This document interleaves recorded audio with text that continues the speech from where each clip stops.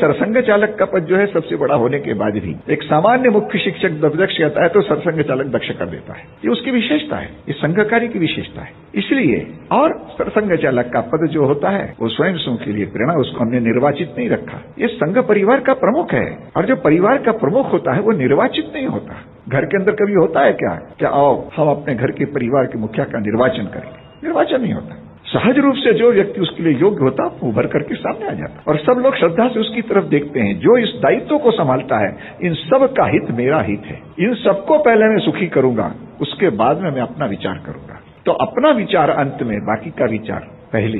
इस प्रकार का विचार करके जो व्यक्ति चलता है वो परिवार का सहज प्रमुख बन जाता है। लेकिन उसके भी जीवन में मनुष्य जीवन होने के कारण और स्वाभाविक रूप से उम्र जब बढ़ जाती है तो अनुभव तो बढ़ता है, लेकिन उनके साथ शारीरिक का स्वस्थता आने लगती है और जब उसको लगता है कि मैं परिवार के बाहर को संभाल नहीं पड़ता, उसके लिए जो दौड़ धूप करना चाहिए नहीं कर पाता, और इसलिए और वो अपने परिवार के ही किसी दूसरे व्यक्ति को कब सौंप देता है। वो सोच लेता है कि ये व्यक्ति ठीक है। वही बात मेरे साथ में हुई और मुझे भी जब लगा कि समस्त स्वयंसेवकों के श्रद्धा के केंद्र बनने के लिए अब जिस प्रकार की दौड़ धूप आवश्यक है वो अब करना मेरे स्वास्थ्य की दृष्टि से संभव नहीं हो रहा है और इसलिए इस पद के ऊपर किसी न किसी और अपने में से ही एक सहयोगी को वहां पर बैठाना चाहिए जो उम्र में भी कम हो और आगे चल करके और संपूर्ण स्वयंसेवकों को भी संभाल सके।